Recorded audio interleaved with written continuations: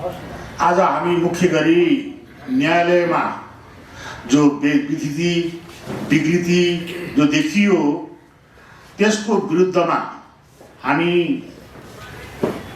जनसमक्ष त्यसको चाहिँ प्रतिकार विरोध गर्नको लागि हामी अब उभिएका छौँ।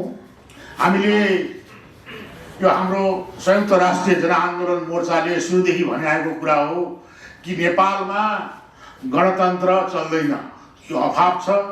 यो देशको जनआकांक्षा जनभावना विपरीत छ र यो गणतन्त्रले यहाँ तपाईको चाहिँ शक्ति जो पृथ्वीकरणको सिद्धान्त छ कि कार्यपालिका व्यवस्थापिका न्यायपालिकाको बीचमा जो तपाईको चाहिँ उनीहरूको फरक स्वतन्त्र रूपमा आफ्नो जो कार्य गर्ने जो व्यवस्था छ त्यसो नभएर अहिले चाहिँ न्यायालय जस्तो देखिएको छैन, कार्यपालिका जस्तो देखिएको छैन, व्यवस्थापिका जस्तो देखिएको छैन।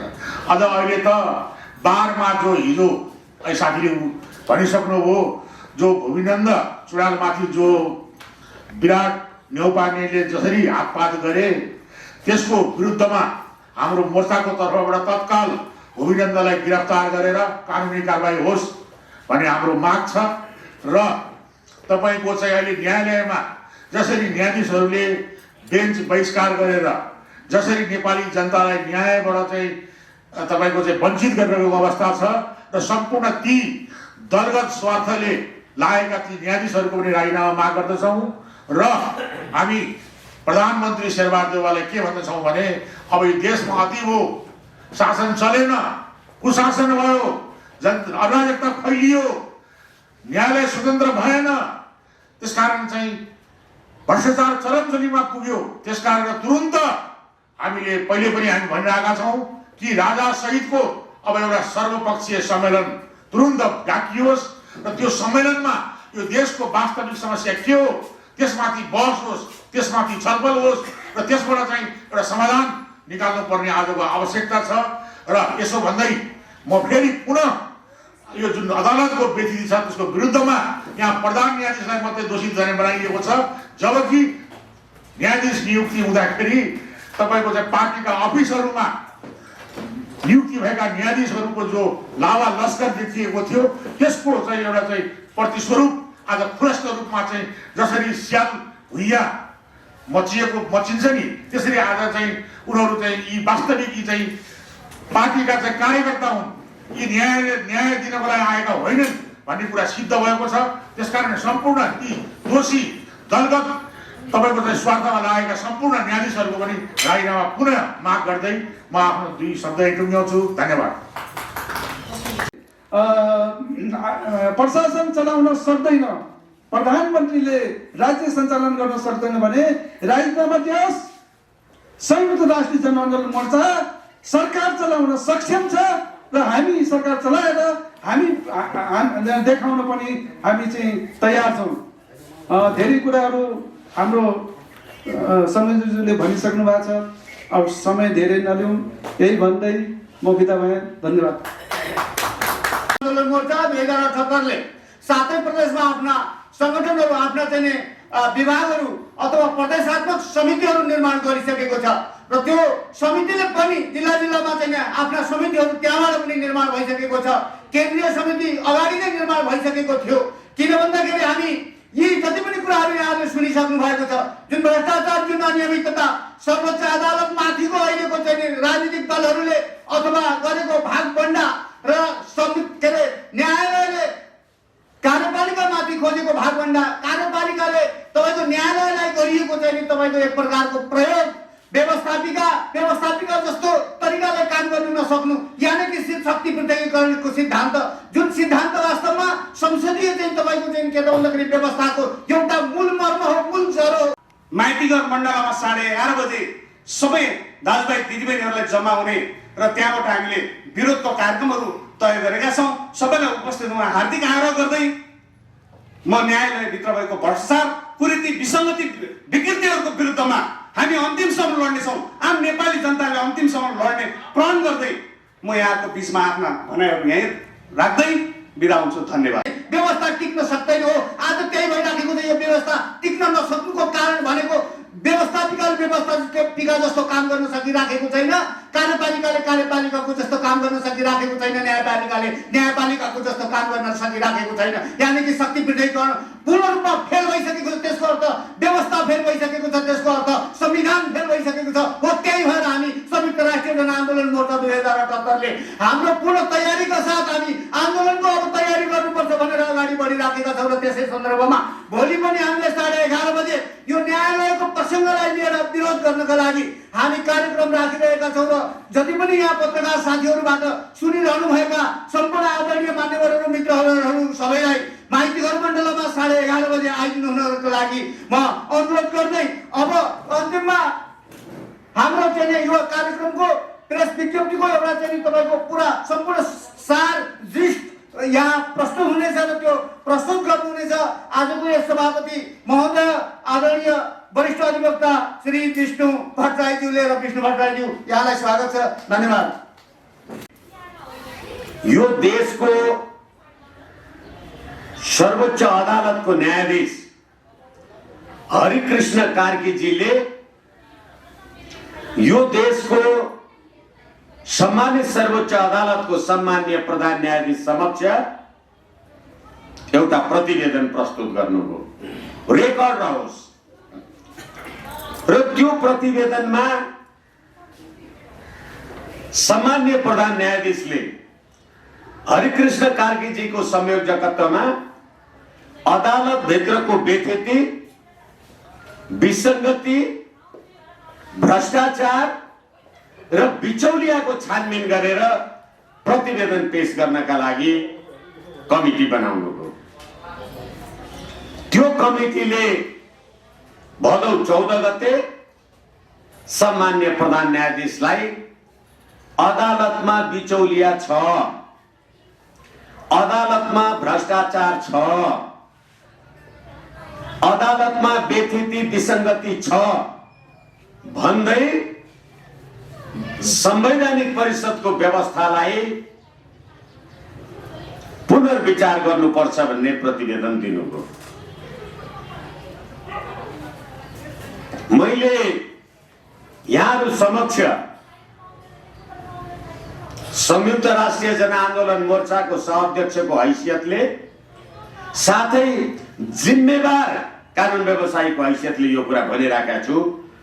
प्रत्येक आम सञ्चारको साथीहरूले अब प्रश्न गर्नु पर्यो, यो अदालतको सम्माननीय प्रधान न्यायाधीश अदालतमा भ्रष्टाचार छ भनेर, बिचौलिया छ भनेर कमिटी बनाउनुहुन्छ। यो सम्मानित अदालतको न्यायाधीश हरिकृष्ण कार्कीले भ्रष्टाचार छ, बिचौलिया छ भनेर भन्नुहुन्छ। अदालतमा भ्रष्टाचार छ भनेर न्यायाधीशले भन्यो, त न्यायाधीश भ्रष्टाचारी छैन भने त्यो भ्रष्टाचारीको घुस कसलाई दिने? फैसला गर्ने त न्यायाधीश हो नि। न्यायाधीशहरू भ्रष्ट रहेछन् भन्ने कुरा प्रमाणित भयो। नोट गर्नुहोस् है, केही प्रश्न छ भने म त्यसलाई जिम्मेवारीका साथ रेस्पोन्स गर्ने अनुमति चाहन्छु। जुन अदालतले अदालतमा भ्रष्टाचार छ भनेर कमिसन बनाउँछ र प्रधान न्यायाधीश त्यो रिपोर्ट लिन्छ भनेदेखि अब तपाईले विधिको शासन, स्वतन्त्र न्यायपालिका र स्वच्छता कहाँबाट खोज्नुहुन्छ? एउटा कुरा, अस्ति 10 गते, आज 15 गते हुँदैछ। 15 गते आम सञ्चारले लेख्यो, ललिता निवास प्रकरणका प्रतिवादी विजय कुमार गजदार सेटिङ गराएर रु 10 लाख धरौटीमा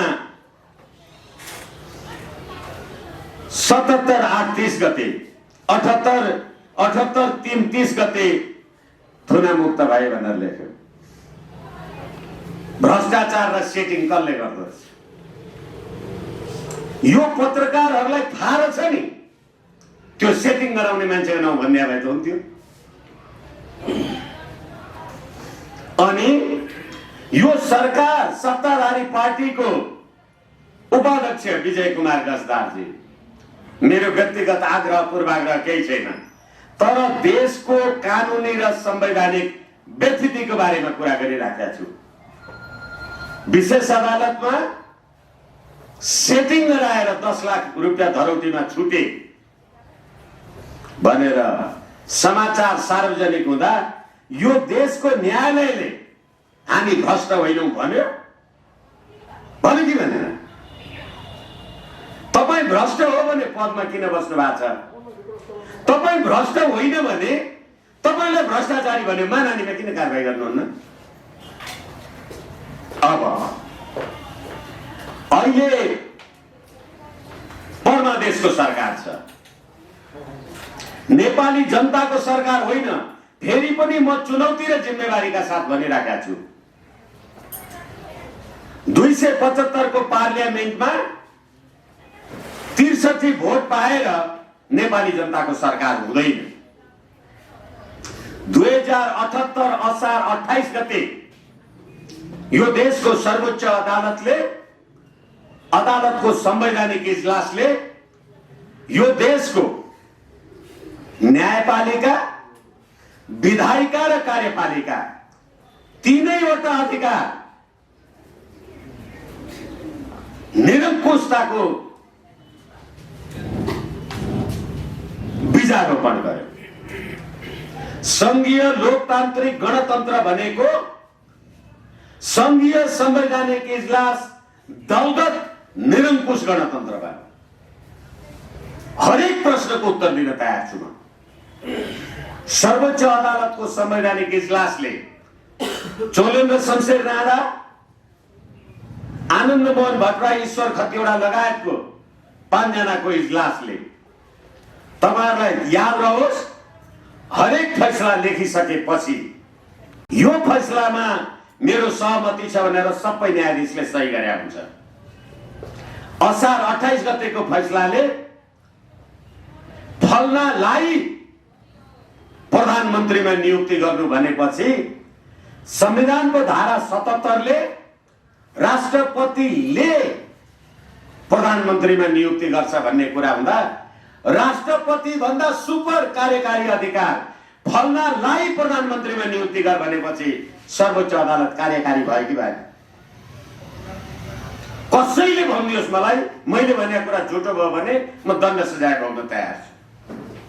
होइन भने प्रधानमन्त्री अदालतले नियुक्ति गर्दैन। अनि राष्ट्रपति भन्दा माथिको अधिकार प्रयोग गर्ने यो भ्रष्ट, बिचौलिया र निरङ्कुश अदालत भयो। एक। दोस्रो कुरा, भदौ 23 गते यो देशको न्यायाधीश बम कुमार श्रेष्ठ र कुमार रेग्मीको इजलासले नेकपा माओवादी र एमाले आफ्नो आफ्नो पार्टीमा जाऊ भनेर निर्वाचन आयोगले गर्ने काम सर्वोच्च अदालतले गर्दियो। फेरि पनि निरङ्कुशता हो। 2। 3। अहिले सर्वोच्च अदालत पार्लियामेन्ट भएको छ। शेरबहादुर देउवा प्रधानमन्त्री भएर संसदको बैठक बोलाउँछन्, प्रतिनिधि सभाको। एमालेको खड्ग प्रसाद ओलीजी त्यसलाई बहिष्कार गर्छन्। जिन्दाबाद मुर्दाबाद आफ्नो नारा सबै पार्लियामेन्टमा नौटकी हेर्नु भएको छ। अहिले सम्मानित सर्वोच्च अदालतमा सम्माननीय प्रधान न्यायाधीश चोलेन्द्र शमशेर राणा कजलिस निकाल्छन् र इजलास तोक्छन्। न्यायाधीशहरू इजलासमा नबसेर इजलास बहिष्कार गर्छन् भनेपछि सत्तापक्ष चोलेन्द्र शमशेर राणा, सबै न्यायाधीशहरू विपक्षी भनेपछि हेर्नुहोस् त त्यो सर्वोच्च अदालत नै पार्लियामेन्ट भयो कि भएन? त्यति मात्रै होइन, यो 28 गतेको फैसलाले एमालेबाट चुनाव जितेर आएको, सूर्य चिन्हबाट चुनाव जितेर आएको माधव कुमार नेपाललाई रुख चिन्हको शेरबहादुर देउवालाई भोट हाल्यो भने त्यसको पद समाप्त नगर्नु भनेर पार्लियामेन्टको काम गर्छन्। किनभने लेखराजबाट र प्रभु शाहको त माओवादी पार्टी त्यागेपछि त संसद सदस्य सिद्धियो। यसैले गर्दा यो निरङ्कुशता 2078 असार 28 गतेबाट यो देशमा सुरु भयो। अब अहिले प्रधान न्यायाधीशको राजीनामा माग्ने क्रममा न्यायाधीशहरूले इजलास बहिष्कार गर्नु भएको छ। प्रत्येक नेपाली नागरिकलाई आफू विरुद्धको कसुरको बारेमा जानकारी राख्ने हक छ। यो देशका वकिलहरू, म पनि वकिल हुँ, तपाईहरुले प्रश्न गर्नुपर्छ। मेरो पक्ष म कहाँ आएको छ, फाइल बुझाएको छ, पैसा तिरेको छ, झोला बोकेर अदालत गएको छ, वकिल भएको मान्छे बहस गर्ला भने त कालो पट्टी बाँधेर बसेको छ। नेपाली जनताले इन्साफ नपाउने? जनताको के कसुरबाट तपाईले इन्साफ दिनुहुन्न? जनतालाई न्याय पाउने अधिकारबाट वञ्चित गर्ने नेपाली जनताको राजकीय सत्ता र सम्प्रभु सत्ता हो कि नेपाली जनतालाई दास बनाउनु हो तपाईले? फेरि अर्को कुरा, मान्य न्यायाधीशहरू, आम सञ्चार मार्फत म तपाईहरुलाई चुनौतीका साथ भनिराखेको छु।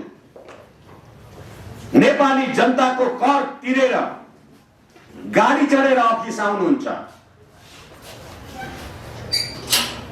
सुरक्षा निकायको सलाम खानुहुन्छ, अदालतभित्र प्रवेश गरेर हाजिर गर्नुहुन्छ, अनि त्यस दिनको महिनाको तलब खानुहुन्छ, इजलासमा बस्दिन भन्नुहुन्छ, जनताको करको तलब चाहिँ खानुहुन्छ। यो भन्दा अनैतिक न्यायालय हुन्छ? किन खानुभयो त्यो तलब? नेपाली जनताको रगत खाएको होइन तपाईले? अनि तपाई जनतालाई इन्साफ नदिने है। तपाई चोलेन्द्र शमशेर र बीचमा विवाद गर्यो। हिजो यो देशको संवैधानिक इजलासमा बसेको न्यायाधीश ईश्वर प्रसाद खतिवडा उहाँले भन्नुभयो यो फैसला लेख्न पाएकोमा म धन्य छु।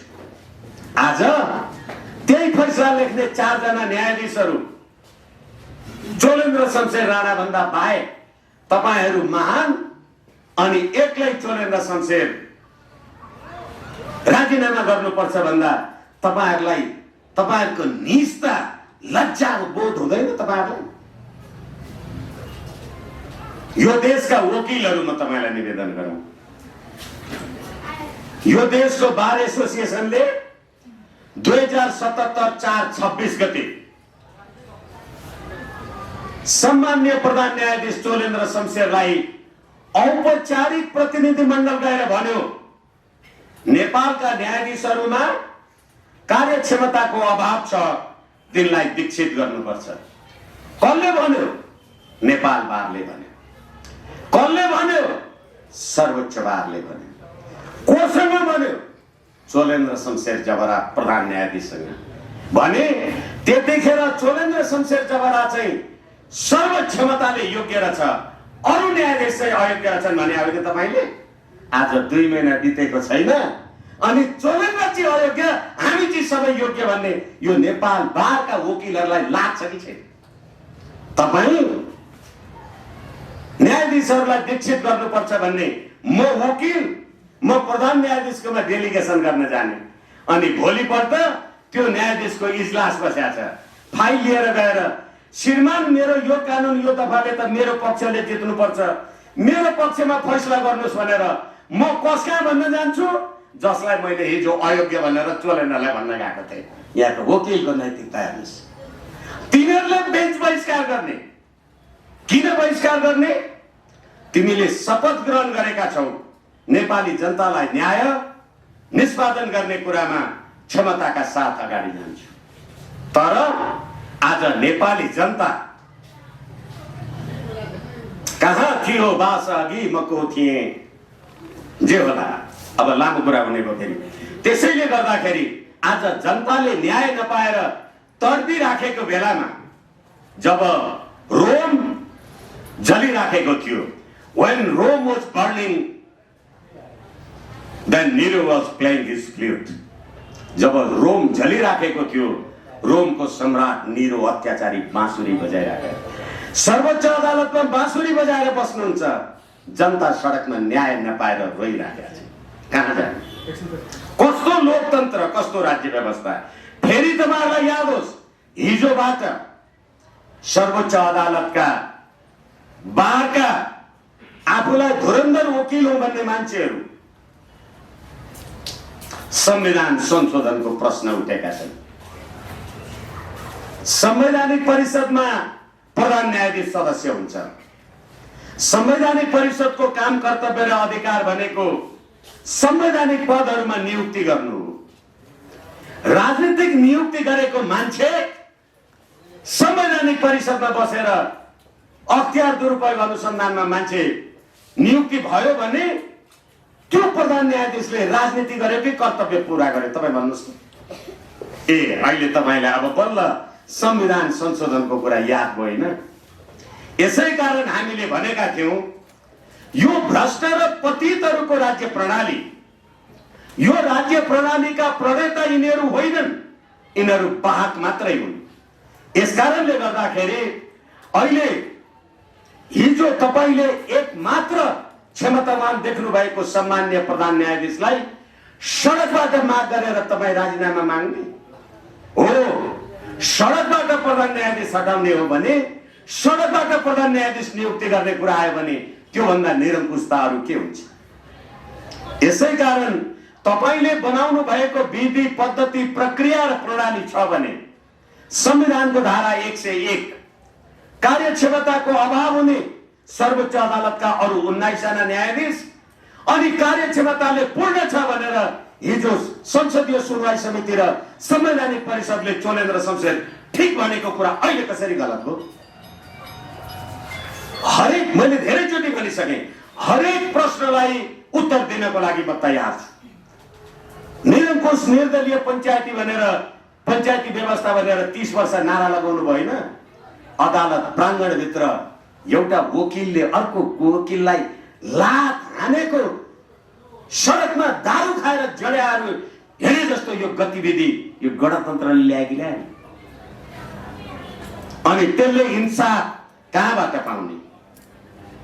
राष्ट्रिय झण्डा गडाइयो कि गडाइएन मंगोल होप अर्गनाइजेसनको नाउँमा? अनि सम्माननीय मन्त्री, प्रधानमन्त्री, प्रधान न्यायाधीश त्यही राष्ट्रको झण्डा गाडीमा फहराएर हिँड्नुहुन्छ। तपाईहरुलाई राष्ट्रियताको अपराध लाग्दैन? यिनै अपराधीहरूलाई समाप्त पार्ने क्रियामा अहिले फेरि पनि मैले दोहोर्याएर भने 77/4/26 गते यो देशको प्रधान न्यायाधीश समक्ष अरू सम्पूर्ण न्यायाधीशहरू अयोग्य छन् भनेको बार, तिमीहरू अयोग्य न्यायाधीशहरूलाई हटाऊ, तिमीहरू राजीनामा गर र एकमात्र योग्य भएको व्यक्तित्वको बारेमा कहाँ हिसाब किताब, ककसको गठमतमा के गरी खानु थियो।